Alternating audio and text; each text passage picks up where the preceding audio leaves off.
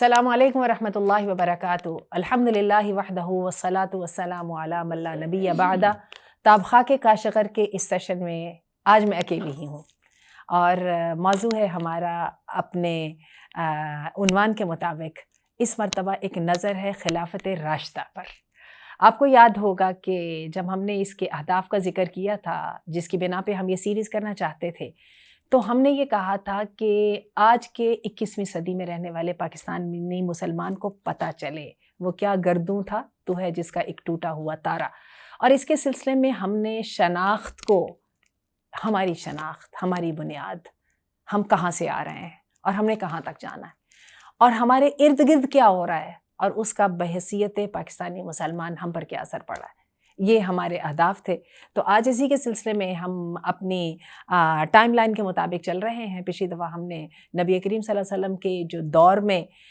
جو بنی اسماعیل اور بنی اسرائیل کی کشمکش تھی اس کا تذکرہ کیا تھا، اور آج ہم تھوڑا سا خلافت راشدہ کا ذکر کریں گے، لیکن خلافت راشدہ کے ہم اہم واقعات کے اوپر زیادہ توجہ دیں گے، اور اس کے ساتھ ساتھ ہم بنی اسماعیل اور بنی اسرائیل اور اس کے ساتھ ساتھ جو ہیں اس وقت کی جو دنیا کا سینیریو ہے اس پر اس وقت کی اسلامک امپائر کا کیا اثر پڑا تھا اس کی بات کریں گے۔ تو چلیے آج ہم بات کرتے ہیں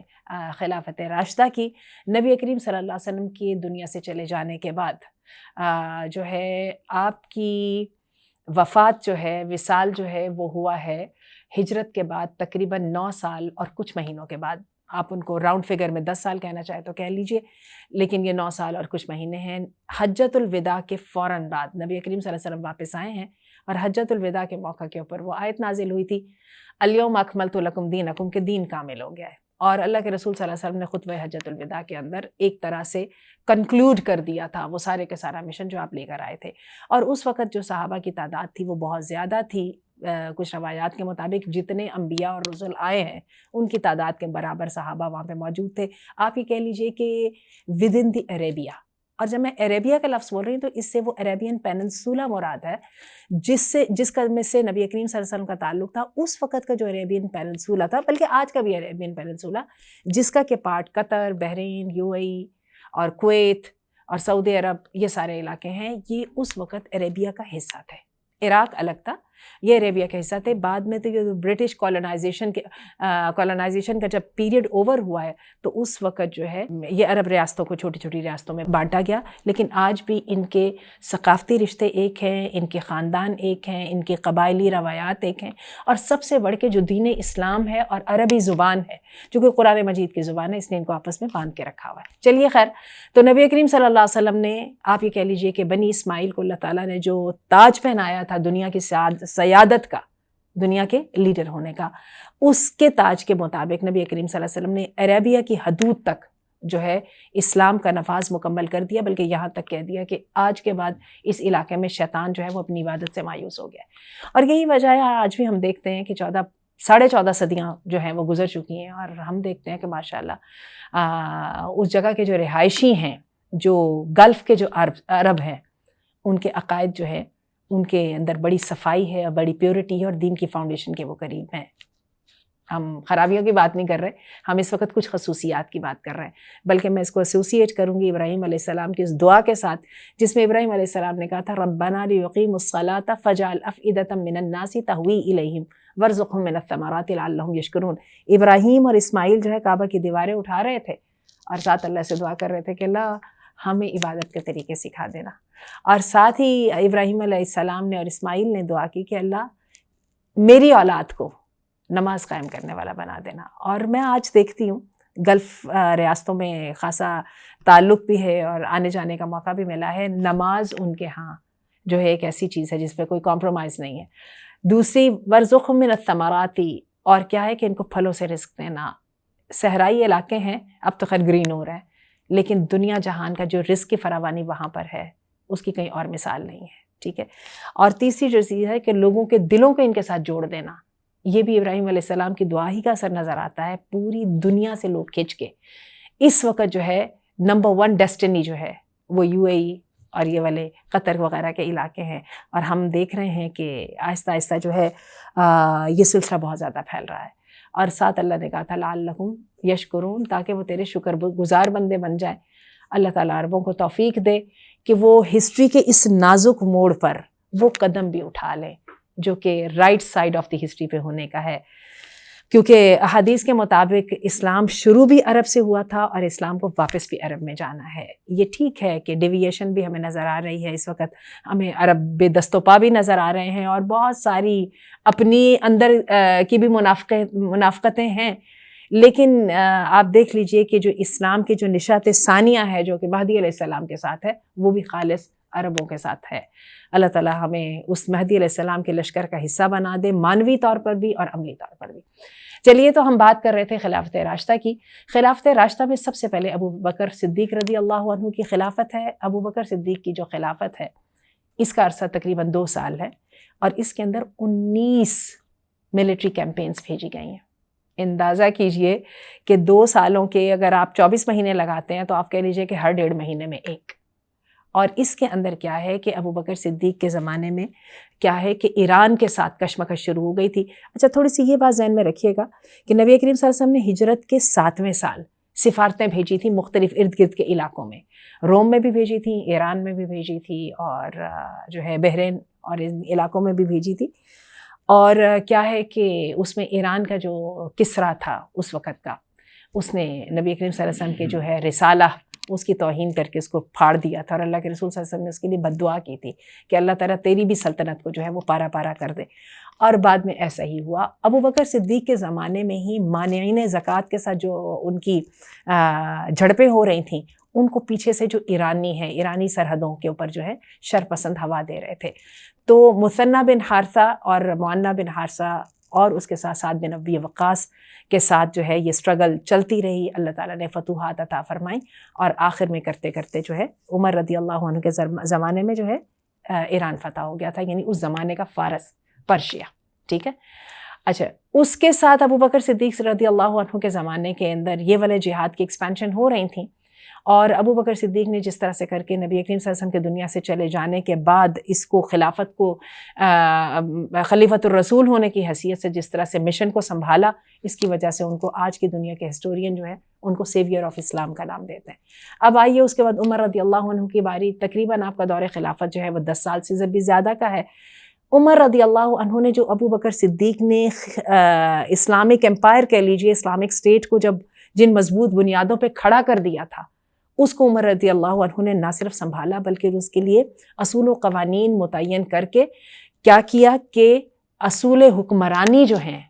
ان کو جو ہے بڑے مضبوط طریقے کے ساتھ نہ صرف بنایا بلکہ ان کو پریکٹس بھی کر دیا۔ خاص طور پہ عمر رضی اللہ عنہ کا جو حکمرانی کا جو سٹائل تھا، جس میں آپ کا کنٹرول اپنے گورنرز پر تھا، جو حکومت کے عہدیداران تھے، وہ بہت اہم بات تھی جس کی آج بھی پریکٹس کی جاتی ہے، اور آج بھی اس کو ماڈل کے طور پہ استعمال کیا جاتا ہے۔ صرف مسلمان نہیں، یہ انسانی ورثہ ہے۔ اس کے عمر رضی اللہ عنہ کے زمانے میں اللہ تعالیٰ نے ایک تو روم فتح کر دیا، اور اس کے ساتھ جو ہے ایران فتح کر دیا۔ روم کی فتح جو ہے یہ معرکہ یرموک ہے، جس میں شام اور سیریا جو ہیں، جو اس زمانے میں رومن امپائر کا حصہ تھے، وہ مسلمانوں کے ہاتھ میں آئے، بلکہ بیت المقدس بھی جو ہے امن کے ساتھ عمر رضی اللہ عنہ یعنی خلیفۃ المؤمنین کے جو ہے وہ ہاتھ میں دے دیا گیا۔ اور اس کے بعد کیا ہے کہ اس کے ساتھ ہی جنگ قادسیہ جو مشہور جنگ ہے، یہ بھی عمر رضی اللہ عنہ کے زمانے میں ہوئی، اور ایران کے اوپر جو ہے بھی وہ مسلمان جو اسلام کا پرچم لہرا دیا گیا۔ اچھا، اس کے اندر جو ہے وہ یہ ہے کہ جو رومی تھے ان علاقوں میں اسلام، ایران جو مفتوحہ علاقے تھے ان کے اندر بھی بہت زیادہ اسلام قبول کرنے کی بہت زیادہ وہ بڑھ گئی شرح لوگوں کی، اور بہت تیزی کے ساتھ اسلام جو ہے وہ دنیا میں پھیلنا شروع ہو گیا۔ عمر رضی اللہ عنہ کی زندگی کے اندر 3 بر اعظموں پر مسلمانوں کی حکومت قائم ہو چکی تھی۔ عمر رضی اللہ عنہ کا اصل جو کارنامہ ہے وہ یہ ہے کہ وہ جو اسلامک اسٹیٹ کے لیے جو انہوں نے اصول و قوانین مقرر کیے تھے اور ان کو پریکٹس کر کے دکھایا تھا، اور اللہ تعالیٰ کے فضل کا وعدہ جو ہے وہ ایسے پورا ہوا کہ خصوصاً ایران کی فتح کے بعد مال و دولت کا یہ عالم رہ گیا تھا کہ نبی کریم صلی اللہ علیہ وسلم کی وہ جو پیشین گوئی تھی کہ زکوٰۃ لینے والا کوئی نہیں ملے گا، یہ والی پیشین گوئی پوری ہو چکی تھی، ٹھیک ہے۔ اس کے بعد ہم آتے ہیں عثمان رضی اللہ عنہ کے دور کی طرف۔ عثمان رضی اللہ عنہ کا جو دور ہے یہ بہت لمبا ہے، یہ تقریباً 20 سال کے عرصے کے سے بھی زیادہ ہے۔ پہلے کچھ سال تو زرنی ترین تھے، وہ جو کارنامے انجام دے چکے تھے ابو بکر، اور اس کے بعد عمر رضی اللہ عنہ ایک مضبوط بنیادوں کے اوپر خلافت کی عمارت کو کھڑا کر کے اس کو مضبوط کر چکے تھے۔ حضرت عثمان کے دور کے پہلے جو کچھ سال تھے اس کے اندر وہ اس میں مزید ترقی ہوئی، مزید اضافہ ہوا۔ نہ صرف اسلام جو ہے وہ پھیلا، شمالی افریقہ جو ہے سیدنا عثمان کے زمانے میں جو ہے مسلمان امپائر کا جو ہے اسلامک امپائر کا جو حصہ بنے، بلکہ کیا ہے کہ بر صغیر پاک و ہند جو آج ہمارا علاقہ ہے، کالی کٹ کی جو کہ کلکتہ ہے، اس کی بندرگاہ تک جو ہے مسلمان پہنچے۔ اسی طرح چین تک گئے ہیں، اسی طرح مشرقی یورپ میں ویانا یعنی روم تک جو ہے وہ مسلمانوں کی فتوحات پہنچی۔ سیدنا عثمان رضی اللہ عنہ کے شروع کا دور بہت زرعی دور تھا، اور اسی طرح نہ صرف مال و دولت کی ریل پیل تھی، اس کے ساتھ ایمان بھی تھا، اس کے ساتھ تقویٰ بھی تھا، لوگوں کے آپس میں محبتیں تھیں، تو لوگوں نے جو ہے اسلام کے ثمرات کو دیکھا، چکھا، اس کو نبھایا۔ لیکن کیا ہے کہ آپ کے آخری جو کچھ سال ہیں وہ بہت تکلیف میں گزرے، جس میں عثمان رضی اللہ عنہ کے خلاف بغاوت ہو گئی، نان کانفیڈنس جو ہے موومنٹ ان کے خلاف شروع ہوئی، جو کہ بہت ہی افسوسناک نتائج پر منتج ہوئی، جس میں خلیفۃ الرسول جو کہ ذو النورین بھی تھے، عشرہ مبشرہ میں بھی تھے، ان کو جو ہے بے بنیاد مطالبوں کی بنا کے اوپر ان کو جو ہے وہ قتل کر دیا گیا بہیمانہ طریقے کے ساتھ، اور جو ظلم ان پر ہو سکتا تھا وہ ظلم توڑا گیا۔ اور اس پر ترا یہ ہے کہ عثمان رضی اللہ عنہ نے ایک اتنی بڑی امپائر جس کے اندر روم اور ایران کی سلطنتیں اپنی جو ہیں ہاتھ باندھے کھڑی تھیں،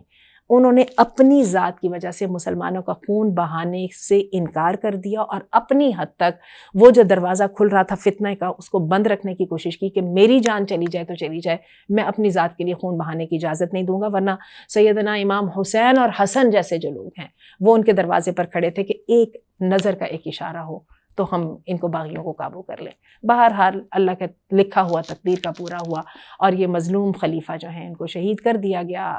اور اس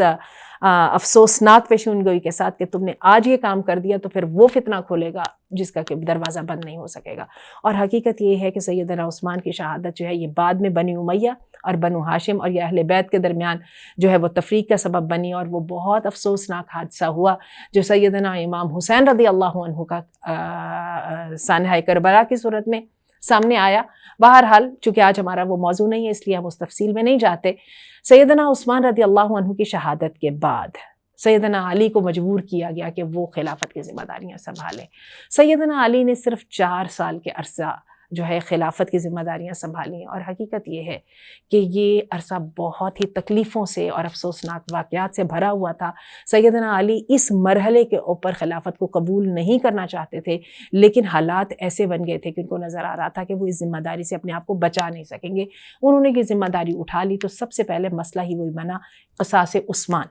عثمان رضی اللہ عنہ کا تعلق بنو امیہ سے تھا، اور چونکہ ہم آگے آنے والی اپنے سلسلے کے اندر اس کا ذکر کریں گے تو یہاں پر یہ بات کا ذکر کرنا بڑا مناسب رہے گا کہ بنو ہاشم کی اور بنو امیہ کی رائیولری جو ہے یہ پری اسلام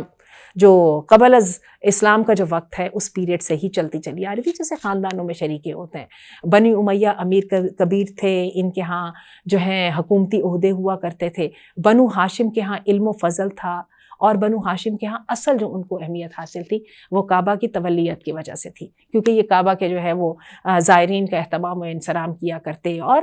انفلوئنشل بھی تھے، اور ٹریڈیشنلی جو قریش کے جو سردار ہیں وہ بنو ہاشم میں سے ہی آیا کرتے تھے۔ یعنی بنو امیہ یوں تو امیر کبیر اور انفلوئنشل ہوتے تھے لیکن وہ ان کے انڈر آتے تھے، تو ایک طرح سے آپس میں وہ کشمکش چٹاچٹ چلتی رہتی تھی۔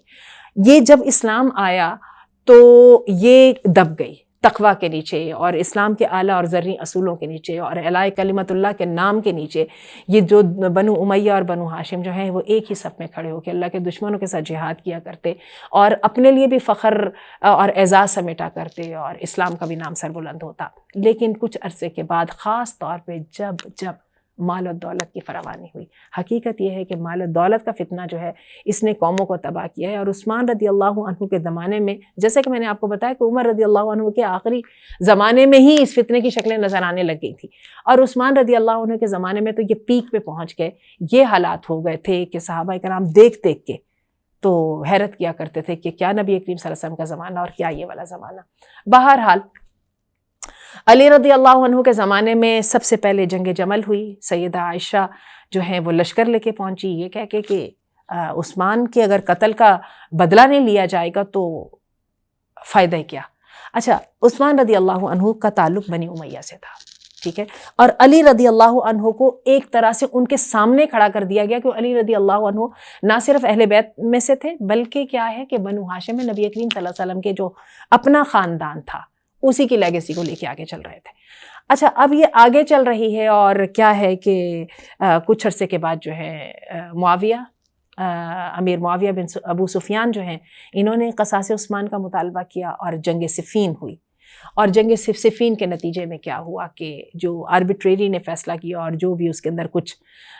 گھوٹ گھٹالا ہوا اس کے نتیجے میں بہرحال یہ ہوا کہ وہ اسلامک امپائر جو ہے وہ دو حصوں میں تقسیم ہو گئی تھی۔ اچھا، یہاں پر میں ایک بہت امپورٹنٹ بات کا ذکر کرتی چلوں، وہ بات یہ ہے کہ علی رضی اللہ عنہ نے جب دیکھا سیدنا عثمان کے قتل کے بعد کہ مدینہ جو ہے وہ سیاسی شورشوں کا جگہ بن رہا ہے، تو علی رضی اللہ عنہ نے مدینہ کیپٹل سٹی جو ہے وہ مدینہ سے شفٹ کر کے کوفہ میں کر دیا تھا، یعنی عراق کے ان علاقوں میں کر دیا تھا جو زمانے میں جو ہے وہ نئے نئے مسلمانوں کے زیر اہتمام آئے تھے۔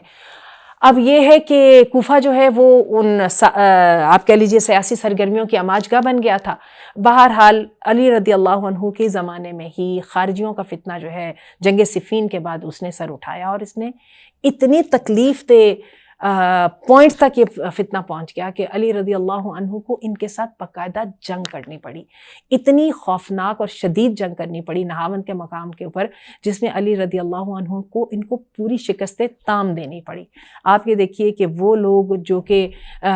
ظاہری طور پہ شریعت کے پیروکار تھے لیکن کیا ہے کہ اپنے اندر شدت کے اندر اتنی جگہ پر آ گئے تھے کہ وہ امیر معاویہ کو بھی قابل قتل سمجھتے تھے، واجب القتل سمجھتے تھے، اور سیدنا علی کو بھی واجب القتل سمجھتے تھے، اور امیر معاویہ کو اور سیدنا علی کو وہ فیورز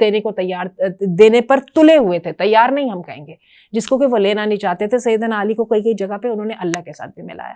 کہ حتیٰ کہ کیا ہوا کہ سیدنا علی کو ان سے جنگ کرنی پڑی۔ اور افسوسناک بات یہ ہے کہ یہ خلافت راشدہ جس کا تقریباً عرصہ جو ہے کم و بیش 40 سال کے قریب بنتا ہے، جس کے بارے میں نبی کریم صلی اللہ علیہ وسلم کی پیشین گوئی موجود تھی کہ میرا زمانہ اور اس کے بعد کا زمانہ جو ہے جو کہ ہدایت پر ہوگا، جس کی وجہ سے اس کو خلافت راشدہ کہا جاتا ہے، وہ جو ہے وہ اس افسوسناک واقعے پر ختم ہوا کہ وہ خوارج جنہوں نے سیدنا علی کو بھی واجب القتل قرار دے دیا تھا اور امیر معاویہ کو بھی واجب القتل قرار دے دیا تھا، یہ کہتے ہوئے کہ انہوں نے آربیٹریری کی کیوں اور آربیٹریری کا فیصلہ کیوں مانا، جبکہ جو ہے وہ قرآن کے علاوہ تو کسی کو وہ حکم بنا نہیں سکتے تھے۔ بہرحال یہ بودھی سے انہوں نے دلیل پکڑی اور دونوں کے قتل کے لیے نکل پڑے۔ سیدنا علی رضی اللہ عنہ کو خارجی نے قتل کر دیا، جبکہ امیر معاویہ جو ہیں وہ اس دن کسی وجہ سے نماز فجر کے لیے حاضر نہیں ہو سکے، اللہ نے لکھی نہیں ہوئی تھی، اور کیا ہوا کہ ان کی جگہ پر جس شخص نے نماز پڑھائی تھی وہ شخص مارے گئے، اور امیر معاویہ کی جو ہے وہ جان بچ گئی اللہ کے حکم کے ساتھ۔ بہرحال سیدنا علی کی شہادت ہو گئی، اور اس کے بعد یہ فتنہ یہاں پر ختم نہیں ہوا، بلکہ کیا ہوا کہ حسن رضی اللہ عنہ نے جو ہے وہ ان کی خلافت کی ذمہ داریاں سنبھال لیں، لیکن سیدنا حسن کو نظر آ گیا تھا کہ امیر معاویہ کی جو سیاسی پوزیشن ہے اس کے ساتھ اگر سیدنا حسن خلافت کو پکڑے رکھیں گے تو امت کے اندر شورش اور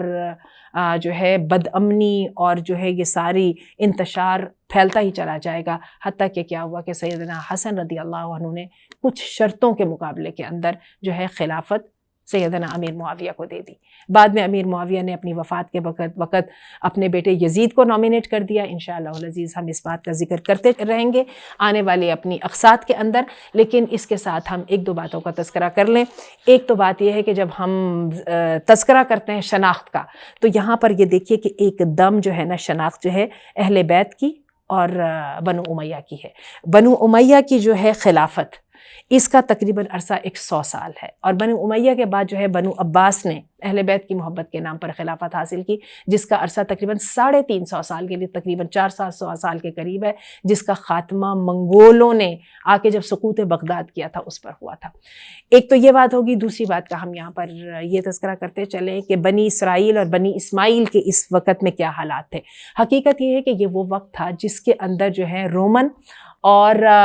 جو یہودی ہیں وہ مسلمانوں کے مفتوحہ علاقوں کے اندر بڑی تسلی اور اطمینان کے ساتھ رہ رہے تھے، بلکہ سب سے اچھی بات یہ ہوئی کہ بیت المقدس کے اندر خون نہیں بہا، بلکہ کیا ہے کہ وہاں کے جو نصرانی متولیین تھے انہوں نے سیدنا عمر رضی اللہ عنہ کو اس شرط کے اوپر کہ وہ خود آئیں گے اور آ کے چابیاں وصول کریں گے، تو آ کے جو ہے وہ ان کو بیت المقدس کی چابیاں دے دی تھیں۔ عجیب بات یہ ہے اس شرط کے ساتھ کہ یہاں پہ یہودیوں کو جگہ نہیں دی جائے گی۔ اچھا، اس کے سلسلے میں ایک اور بھی بات کا ذکر کرتے چلوں۔ عمر رضی اللہ عنہ کے زمانے میں یہودیوں کی شورشوں کی وجہ سے عمر رضی اللہ عنہ نے ان کو وہاں سے علاقہ بدر کر کے جو ہے شام کے علاقوں میں بھیج دیا تھا۔ بہرحال اس والی بات کو ہم انشاءاللہ بڑی تفصیل سے بات کریں گے آگے آنے والے دنوں کے اندر، لیکن یہاں پر جو ہے بنی اسرائیل اور بنی اسماعیل کی کشمکش جو ہے وہ زیادہ ہمیں کوئی نظر نہیں آتی۔ اس کا ابھی آگے چلتے ہوئے جب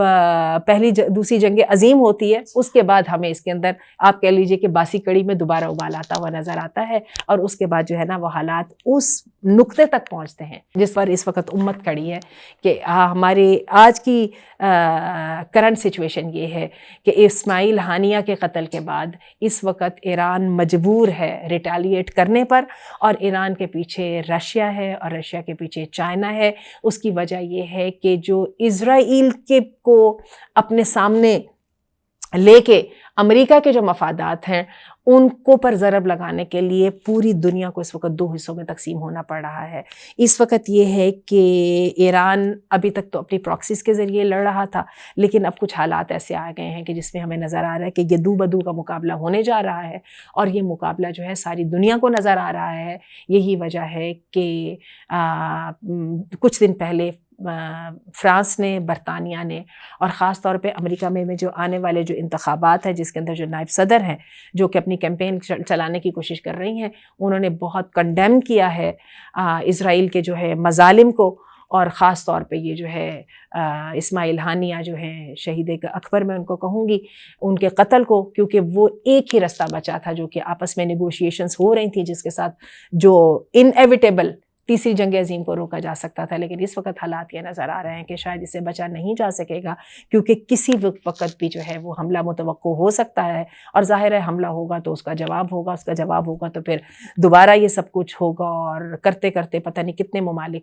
جو ہیں ان کو اس میں زبردستی شریک ہونا پڑے گا، اور کیا ہے کہ انسانیت جو ہے وہ ایک دفعہ دوبارہ ظلم کے اور بربریت کے اور بے انصافی کے اس دوراہے پر کھڑی ہے کہ جہاں پر جو ہے ایک بڑے سیویئر کی، ایک نجات دہندہ کی آمد کی ضرورت ہے۔ اللہ تعالیٰ اس نجات دہندہ کی آمد کو بھی ممکن کر دے، اور اس کے ساتھ جو حق کا ساتھ دینے والے ہیں اس کے گروہ میں ہم لوگوں کو بھی شامل کر دے۔ اللہم انصر من نصر دین محمد صلی اللہ علیہ وسلم وجعلنا منہم، واخذل من خذل دین محمد صلی اللہ علیہ وسلم ولا تجعلنا منہم۔ اور ہم اس کے ساتھ ہی اپنی بات کو ختم کریں گے۔ ربنا وآتنا ما وعدتنا علی رسلک، اللہ جو اپنے تو نے انبیاء کی زبانوں سے وعدے کیے تھے ان کو پورا کر دینا، انک لا تخلف المیعاد، کیونکہ تو اپنے وعدوں کو خلاف نہیں کرتا۔ تو انشاءاللہ العزیز ملتے ہیں اگلی قسط کے اندر، اور یہ ہے کہ اسی سلسلے کو آگے بڑھائیں گے۔ السلام علیکم ورحمۃ اللہ۔